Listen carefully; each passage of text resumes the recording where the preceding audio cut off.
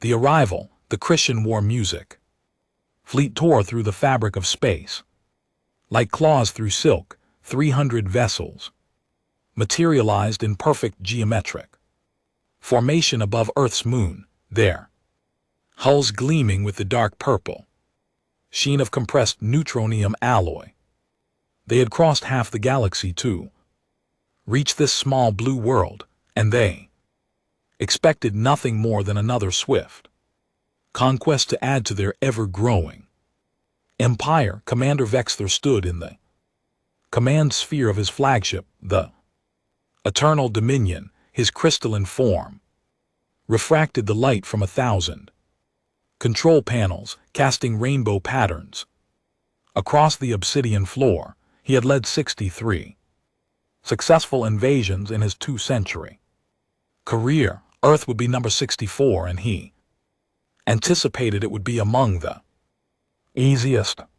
Scan complete, Commander. His tactical officer Shira announced, her voice resonating through the communication crystals embedded in the walls. The human primary battle fleet is currently engaged in defensive operations near their outer colonies. They received our approach vector approximately 4 hours ago and moved to intercept at the Mars orbital platforms. Vexter's form pulsed with satisfaction, the Crithian equivalent of a smile. Predictable mammals, they abandoned their home world to protect mining outposts and research stations. What defensive capability remains on the planet itself? Shira manipulated the holographic display, and Earth rotated before them in miniature perfection. Red markers indicated military installations, weapons platforms, and shield generators. There were distressingly few of them. Minimal orbital defense grids, Commander. Ground-based missile batteries in 17 locations, 3 satellite weapon platforms, but their energy output suggests they're designed for asteroid deflection, not military engagement. We calculate total planetary conquest within 6 standard cycles, and their naval forces. Vexter asked more out of procedure than genuine concern. Scattered patrol vessels, scientific research ships, and Shira paused, her crystalline structure flickering with what might have been confusion. Commander, I'm detecting large metallic structures in various bodies of water across the planet. Analyzing now, the holographic display zoomed to show dozens of massive vessels sitting harbors around Earth. They were enormous by the standards of water-based craft, some stretching nearly 300 meters in length. Vexter studied them with growing amusement. What are these structures? Cargo transports, civilian vessels. Shira ran deeper scans, her form brightening as data flowed through her consciousness. Negative, Commander. According to their public information networks, these are military vessels from their previous historical conflicts. The humans call them museum ships. They've been decommissioned and preserved as monuments to their past wars. Some of these vessels are over 400 Earth years old. The command sphere erupted with the crystalline laughter of the Crithian officers. The sound was like wind chimes in a storm, beautiful and mocking. Vexter allowed himself a rare moment of genuine mirth. Museum ships, he repeated, savoring the absurdity. They keep the corpses of their war machines on display like trophies. How delightfully primitive. These creatures are more sentimental than we calculated. The vessels appear completely inactive, Commander. Shira continued. No power signatures, no active weapon systems, no propulsion capability. They are literally rusting monuments. The humans visit them for recreational purposes and historical. Education, Wexler turned his attention back to the broader tactical display. Ignore them entirely, they are less than irrelevant. Begin the invasion protocol. Target their population centers and industrial complexes. I want unconditional surrender within 2 cycles, or we reduce their cities to glass. The Christian fleet began its descent through Earth's atmosphere, their shields glowing white-hot as they cut through the air like falling stars. Below them, humanity scrambled to respond to an invasion they had always feared but never truly believed would come. In a reinforced bunker 300 m beneath the Rocky Mountains, Admiral Sarah Chin watched the alien fleet descent with the calm expression of someone who had already accepted the impossible. She was 58 years old, with short gray hair and eyes that had seen too many war game simulations become reality. Her uniform was crisp despite the chaos erupting around her, and her hands remained steady as she studied the tactical displays. Assessment, Colonel Parks, she said quietly. Colonel David Parks approached, his tablet glowing with grim data. He was younger than Sarah by a decade, a career officer who specialized in Xeno defense protocols that everyone had prayed would never be needed. Ma'am, it's bad. The main fleet is minimum 14 hours out, probably closer to 18 with combat burns. We have maybe 200 active military spacecraft in Earth's orbital sphere, but nothing with the firepower to challenge even a fraction of that invasion force. Sarah nodded slowly, her eyes never leaving the display where red hostile markers were spreading across the globe like a disease. Ground forces mobilizing, but they'll need time. The aliens are landing in 12 locations simultaneously: New York, London, Tokyo, Mumbai, Sao Paulo, Lagos, Sydney, Moscow, Beijing, Cairo, Mexico City, and Los Angeles. They're hitting population centers first, trying to break our will. We estimate they'll have boots on the ground within 90 minutes. Casualties, Park swallowed hard. Preliminary orbital bombardment has already claimed thousands. That number will grow exponentially once their ground troops deploy. Sarah turned away from the display and walked to the reinforced windows that looked out over the command center. 300 people worked at their stations below, coordinating a defense that everyone knew was inadequate. They were professionals, doing their jobs with admirable calm. But Sarah could see the fear in their movements, hear it in their voices. Colonel, retrieve Protocol Avalon from the secure archive. Parks blinked. Ma'am, Avalon was never meant to be actually implemented. It was a theoretical contingency, a backup plan. For a backup plan that nobody seriously believed. Colonel Sarah's voice remained quiet, but it carried the weight of absolute authority. Retrieve the protocol now. Parks nodded and moved to a secure terminal. His fingers danced across biometric scanners and entered a series of codes that had been classified above top secret for nearly 70 years. The file that appeared on his screen was marked with warnings in 3 languages and bore the signatures of 5 generations of military leadership.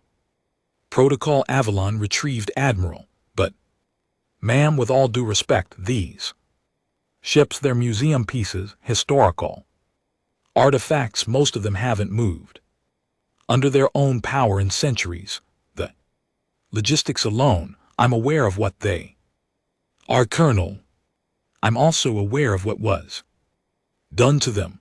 Contact Dr. Marcus Webb at the Global Naval Heritage Foundation. Use emergency priority alpha, tell him. The old warriors are being called back to service. As Parks moved to make the call, Sarah returned to the tactical display. She zoomed in on the various harbors around the world where the old warships sat in their berths. To most people, they were tourist attractions, floating museums where families took pictures and children ran across decks that had once known the thunder of war. History lessons made of steel and sacrifice, but Sarah knew the truth. She knew what lay hidden beneath those rusted hulls and weathered gun turrets. She knew about the secret that had been maintained for 7 decades past, down through careful channels from one generation of leadership to the next. She knew because her own grandfather had been part of the team that conceived the project, and on his deathbed he had made her promise to remember, never let them fade away completely. He had whispered, his old hands gripping hers with surprising strength, never let them become just monuments. Keep them ready, Sarah, keep them ready for the day they're needed again. That day had come. Dr. Marcus Webb was enjoying a quiet morning coffee in his Boston office when the call came through. At 62, he had dedicated his entire career to naval history, writing books, giving lectures, and overseeing the preservation of some of humanity's most significant military vessels. He loved those old ships with the passion of someone who understood. They represented more than just metal and machinery. They were testaments to human courage, ingenuity, and the terrible price of freedom. The emergency tone on his secure phone made him spill coffee across his desk. Webb here, he answered, already knowing this wasn't going to be a normal day. Dr. Webb, this is Colonel David Parks, United Earth Defense Command. I'm patching you through to Admiral Sarah Chin. Stand by for emergency priority alpha communication. Marcus felt his heart rate spike. Emergency priority alpha. He'd been briefed on what that meant when he took over the Heritage Foundation, but he'd never imagined actually hearing those words. Admiral Chen's face appeared on his screen, and Marcus could see the weight of the world in her eyes. Dr. Webb, I'm activating Protocol Avalon. The old ships need to wake up, all of them. How quickly can you have your teams in position? Marcus stood so quickly his chair fell backward. Admiral, are you certain? The protocol was always theoretical. Contingency. That, Doctor, we have 300 alien warships currently establishing orbital positions over our major cities. Our main fleet is too far away to help. Those museum ships are the only vessels we have on Earth with weapon systems powerful enough to make any difference. So I'll ask again, how quickly? Marcus was already moving, grabbing his jacket and emergency access codes. The ships have been maintained according to the protocol specifications. All systems have been checked and updated during regular preservation work, hidden within standard maintenance procedures. If what we've been told is true, if the retrofits actually work. He paused at his office door. Admiral, I can have primary teams at the major vessels within 2 hours, but we'll need crew. I'm sending you everyone I can spare. Doctor, veterans, active duty personnel we can pull from non-combat positions, volunteers who served on similar vessel types. You'll have your crew. You just make sure those ships can fight. Marcus looked at the photographs on his office wall.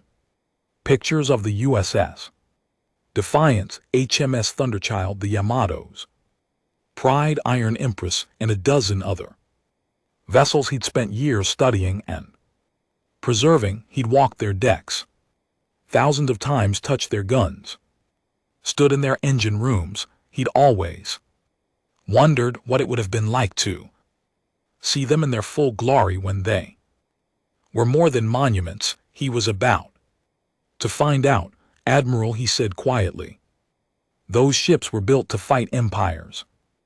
They were designed by people who understood that sometimes you have to stand against impossible odds because the alternative is unacceptable. If the retrofits work, if what we've been maintaining all these years is real, he smiled grimly, these aliens picked the wrong planet to invade. Let's hope you're right, Doctor. Chin out.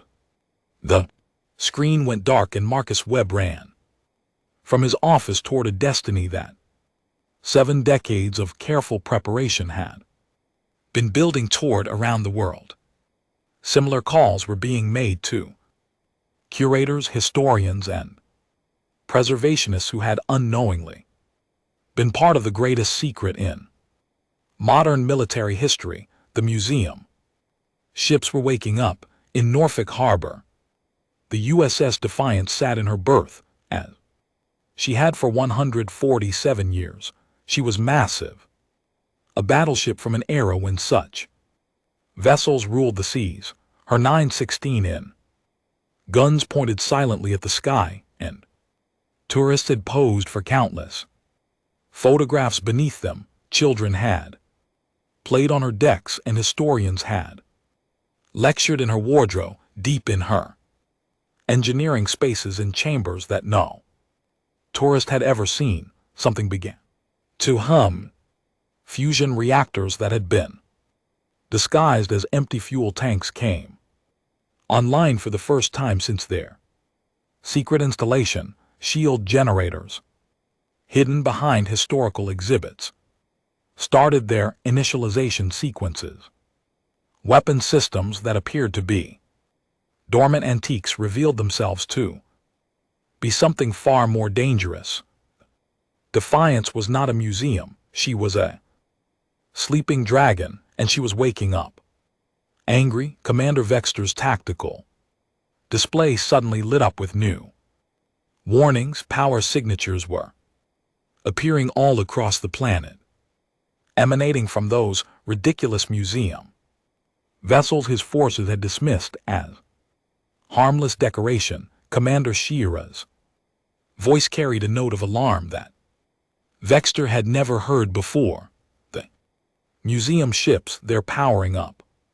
I'm reading fusion cores, energy weapons, shield generators. Commander, these aren't inactive monuments there.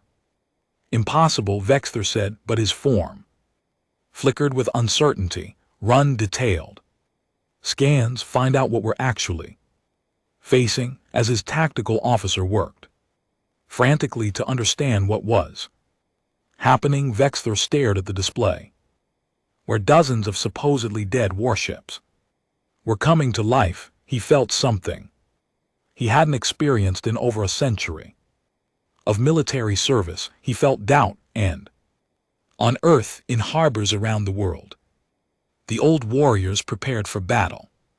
Once more the reckoning. The USS Defiance lifted from Norfolk Harbor with a grace that defied her age and size. Water cascaded from her hull as anti-gravity generators hidden with her original keel structure for 7 decades engaged with a deep thrumming pulse that resonated through the surrounding city. Citizens who had evacuated inland watched from highways and hilltops as the massive battleship rose into the sky like a steel leviathan, ascending to heaven. Captain James Rodriguez stood on the bridge that had been lovingly restored to its 1940s appearance for tourists, but now revealed its true purpose. Holographic displays overlaid the antique equipment, modern tactical systems seamlessly integrated with the historical architecture. He was 43 years old. fourth-generation naval officer whose great-grandfather had actually served on the Defiance during her original commission. The weight of that legacy pressed on his shoulders like the hand of history itself. All stations report. Ready, Captain Lieutenant Maya Akinquo announced from the tactical station. She was brilliant, young, and terrified, though she hid it well behind professional competence. Fusion core at 98%, main batteries charged, shield generators at full capacity, anti-gravity drives responding perfectly. James allowed himself a moment to marvel at what generations of engineers had accomplished. They had taken a vessel designed when computers filled entire rooms and transformed her into something that could stand against technology from across the galaxy. They had done it in absolute secrecy, hiding their work within preservation and maintenance programs, disguising cutting-edge military systems as historical restoration, weapon status. He asked, Captain, the retrofitted 16-in guns are ready. Each shell now contains a plasma core compressed into a magnetic containment field. On impact, the magnetic field collapses and releases energy equivalent to a tactical nuclear weapon. We have 200 shells per turret. Ma's fingers danced across her console. Secondary batteries are online. 20 dual-purpose 5-in guns modified to fire particle beams. Point defense systems are active. We're also showing green on the experimental rail gun installation. In turret 3, James nodded, his mind racing through tactical calculations. The Defiance was no longer just a ship. She was a fusion of humanity's warrior past and its innovative future. Around the world, similar vessels were rising from their harbors. He could see them on his tactical display. HMS Thunderchild lifting from Portsmouth, the Yamo's Pride ascending from Tokyo Bay, Iron Empress rising from St. Petersburg, and a dozen others, each one a monument transformed into a weapon. Captain, were receiving tactical coordination from Admiral Chen. The communications officer called out. We're assigned to the New York defensive sector. Christian ground forces are landing in Central Park and advancing toward population centers. The Admiral says she says to make our ancestors proud, sir. James felt his throat tighten. Tell the Admiral we intend to do exactly that. Helm set course for Manhattan. Flank speed. The Defiance accelerated with a roar that shook windows for miles. She was capable of speeds that would have been impossible for the original design, but her engineers had been careful to maintain her classic silhouette. To any observer, she looked like exactly what she had been, a World War II battleship, but she moved like a ship from the future. Aboard the Eternal Dominion, Commander Vexter watched the impossible unfold.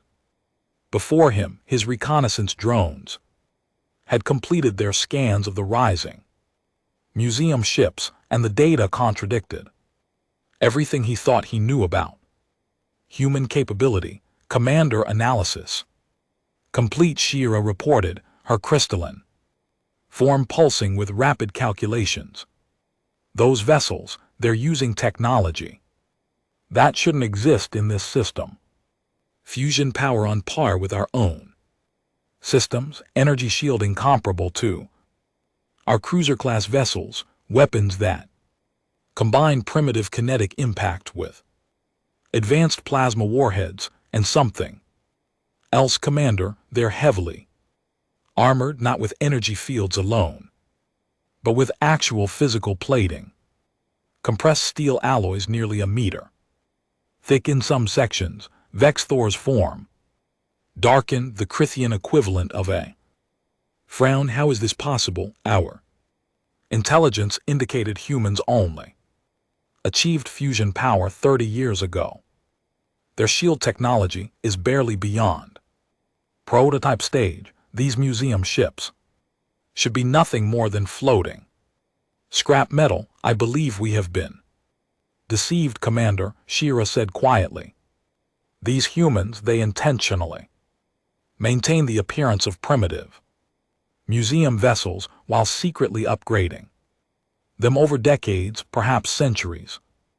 They let us see what they wanted us to see, harmless monuments to a violent past, but underneath, she gestured at the tactical display where the museum ships were now deploying in coordinated formation. Underneath, they were preparing for exactly this scenario. Then we adapt, Vexter said, his voice hardening with resolve. They may have surprised us, but we are still technologically superior. We have 300 warships against their, how many vessels have they activated? 23 confirmed. Candor, but 23 ancient ships against 300 modern warships. The math favors us overwhelmingly. Deploy strike group Theta to engage the vessel approaching New York. Show these humans that deception is no substitute for true military power. Strike group Theta consisted of 12 Christian destroyers and 4 heavy cruisers, vessels that had conquered dozens of worlds. They descended through the clouds over Manhattan in attack formation, their weapons already charging, their shields configured for maximum protection. They had been briefed to expect primitive resistance, but their commanders were professional enough to take the threat seriously. After the intelligence reports, the USS Defiance met them over the Hudson River. Multiple hostile contacts. Maya announced 16 enemy vessels in attack formation approaching from bearing 270. They're charging weapons. I'm reading energy buildup consistent with plasma cannons and particle beams. Estimate firing range in 40 seconds. James studied the tactical display, his mind processing possibilities with the speed of long training and natural instinct. The Christian ships were faster, more maneuverable, and their weapons had longer effective range. In a conventional engagement, the Defiance would be torn apart before landing a single hit, but this wasn't a conventional engagement. Activate defensive shields. Route additional power from secondary systems. I want maximum protection forward. James' voice was calm, measured. Hold fire until my command. Let them think we're an easy target. The Cranian strike group opened fire at maximum range. Dozens of plasma bolts and particle beams streaked across the sky, converging on the Defiance with devastating precision. The energy impacts against her shields lit up the evening sky like a premature sunrise, and for a moment it seemed impossible that any vessel could survive such an onslaught. But the Defiance's shields held. They flickered, they strained, but they held. The Christian commanders, expecting their target to be crippled or destroyed, suddenly found themselves facing a battleship that was still combat capable and now very, very angry. All main batteries target the lead cruiser. James ordered, fire. 916 in. Guns spoke as one. The sound was thunder, made solid, a noise so profound it seemed to come from the earth itself rather than the ship. Tourists who had visited the Defiance had heard recordings of what her guns sounded like, but recordings could never capture the sheer physical presence of that sound, the way it pressed against your chest and made your bones vibrate. Retrofitted shells crossed the distance, In seconds, the lead Korean cruiser, confident in its shields, made no attempt to evade. Its shields were rated to stop anything short of a direct anti-air strike. They had withstood the weapons of a dozen different species. They had never encountered anything like the Defiance's main guns. The first shell punched through the Korean shields as if they didn't exist.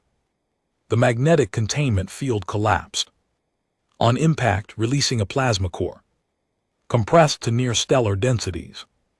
The cruiser didn't explode so much as it simply ceased to exist, transformed from a sophisticated warship into an expanding cloud of superheated gas and debris. The second and third shells hit two of the destroyers. The results were equally catastrophic. Aboard the Eternal Dominion, Vexter watched three of his ships vanish from the tactical display. For a moment, he simply couldn't process what he was seeing. Modern warships with advanced shielding and armor destroyed by what should have been primitive chemical explosives and metal projectiles. What just happened? He demanded, his form flickering with shock and rage. Sure was frantically analyzing the attack data. Commander, those shells, they weren't conventional munitions. They were plasma containment weapons similar to our own technology, but deployed through kinetic delivery systems. The kinetic impact alone was enough to overwhelm the shields, and then the plasma payload. She trailed off, her form dimming with the implications. Commander, each of those guns can fire 3 rounds per minute. That ship has 9 guns. If all of their museum vessels have been similarly upgraded. Vexter understood instantly. The Christians had faster ships, more advanced computers, superior sensors, but none of that mattered if they couldn't survive long enough to exploit those advantages. The humans had created hybrid weapons that combined the brute force of their historical warfare with the destructive potential of modern technology. All strike groups, evasive patterns, he ordered. Do not allow those ships to achieve firing solutions. Use your speed and maneuverability. Stay at maximum range and wear them down with sustained fire. It was sound tactical thinking. The museum ships were powerful, but they were still based on centuries-old designs. They were slower, less agile. In a battle of maneuver, the Krithian fleet should dominate, but Vexter had forgotten something crucial about those old warships. They hadn't been designed to fight alone. Captain, the Thunderchill is in position, Maya reported. So are the Yamo's Pride and Iron Empress. Admiral Chin is coordinating a 4-ship attack pattern. James smiled grimly. The Defiance had been designed in an era when battleships worked in coordinated groups, supporting each other, covering each other's weaknesses. The tactics were old, refined through centuries of naval warfare, and now enhanced by modern communication and targeting systems. Execute fleet coordination protocol, he ordered. Let's show them how we used to fight. The 4 museum battleships formed a defensive square over Manhattan, their overlapping fields of fire creating a kill zone that was virtually impossible to penetrate. The Christian ships tried to use their superior speed, diving in for attack runs and then retreating before the heavy guns could target them, but every time they attacked, they had to slow down to achieve firing accuracy, and in those moments, they became vulnerable. The HMS Thunderchild caught a crit destroyer that had committed too deeply to an attack run. Her main batteries, 15-in guns from the British Royal Navy's Glory Days, fired in a rolling broadside that had been perfected during 2 world wars. The destroyer took 4 direct hits and tumbled from the sky, trailing fire, the Yamo's pride rising majestically over Tokyo Bay, engaged a Christian battle group attempting to land reinforcements in the city. Her massive 18-in guns, the largest naval rifles ever constructed by human hands, fired with methodical precision. Each shell was a masterwork of engineering, combining the original devastating kinetic impact with modern plasma cores. The Cranian transport ships designed for rapid deployment rather than heavy combat stood no chance. 3 transports and their escort destroyed in less than 2 minutes. The Iron Empress defended St. Petersburg with the grim efficiency that had made the Russian Empire a power to be feared.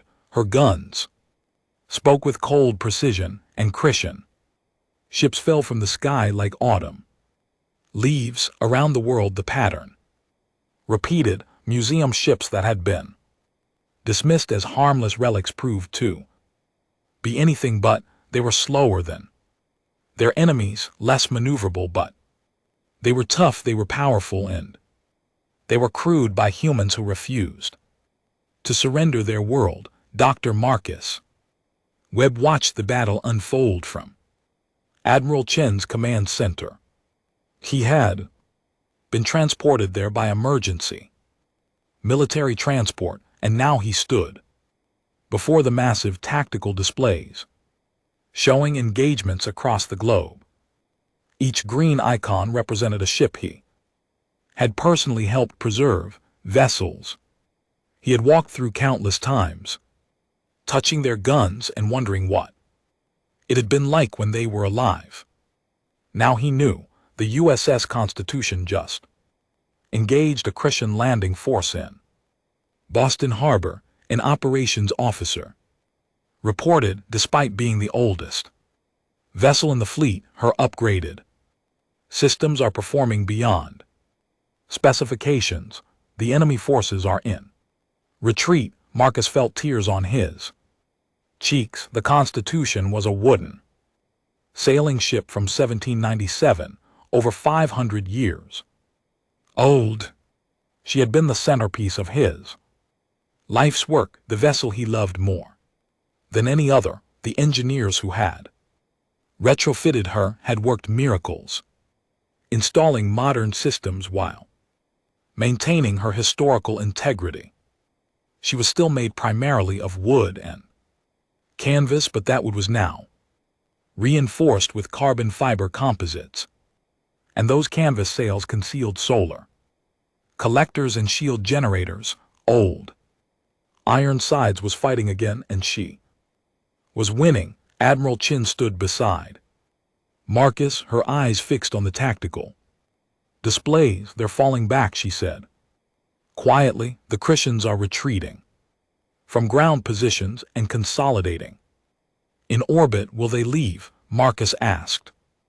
No, Chin said. They'll regroup, reassess, and attack with everything they have.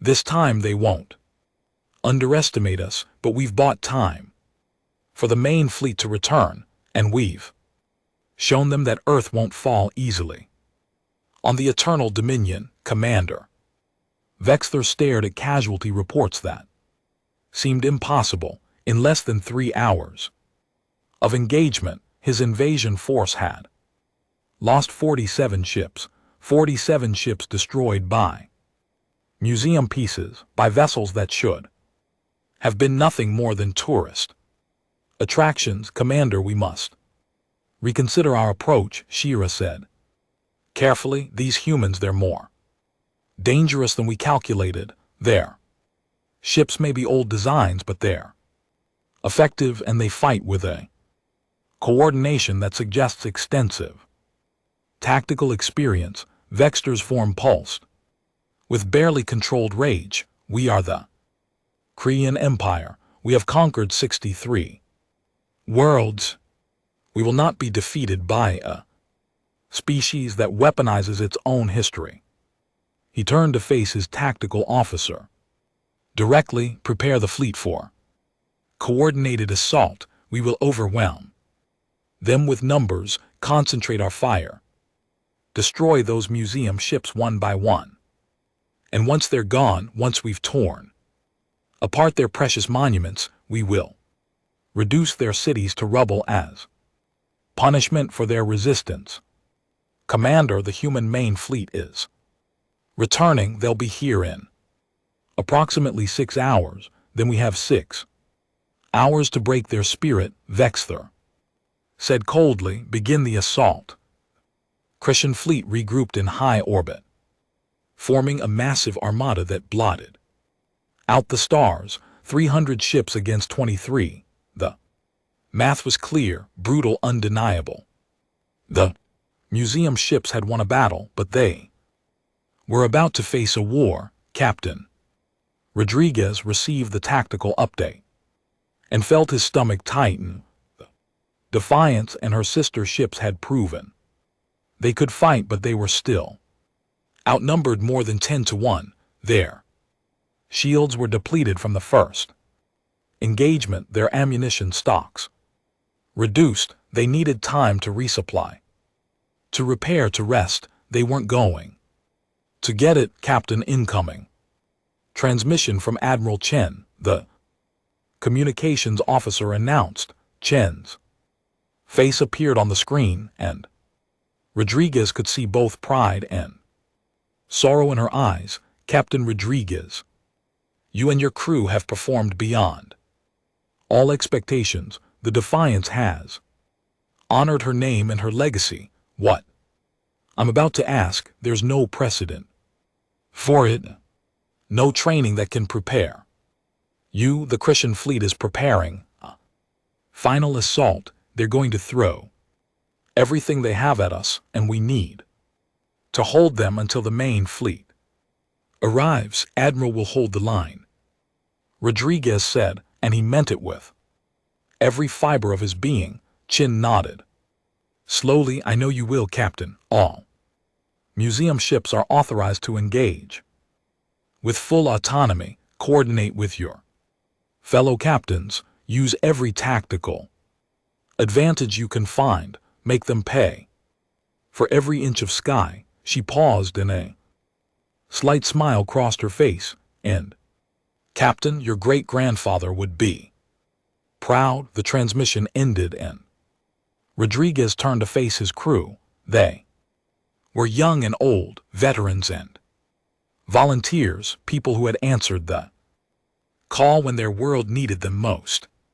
They stood at their stations with a quiet determination of people who had already accepted what might be required of them. You heard the Admiral, Rodriguez said. The enemy is coming. With everything they have, we're going to meet them the same way our predecessors met every enemy that threatened our world, with courage, with skill, and with the absolute refusal to surrender. He looked around the bridge, meeting each person's eyes. The Defiance has never retreated from a fight. She's not going to start today. Battle stations, prepare for engagement. As the crew moved to their positions, Rodriguez looked out at the sky where the Christian fleet was beginning its descent. Stars were disappearing behind the mass of enemy ships, hundreds of vessels moving with deadly purpose. But between those ships and Earth stood the museum fleet. 23 vessels that had been forged in humanity's most desperate hours, that had been preserved through generations of peace, that had been secretly prepared for a day that nobody truly believed would come. The old warriors stood ready. The battle for Earth's survival was about to begin in earnest, and the galaxy was about to learn a lesson that humanity had known for millennia. Never underestimate the power of those who fight to protect their home. Never dismiss the weapons of the past when wielded by those who understand their true purpose, and never, ever mock the ships that old soldiers built to defend everything they loved. The Defiance's guns elevated toward the descending enemy fleet across the world. 22 other museum ships did the same.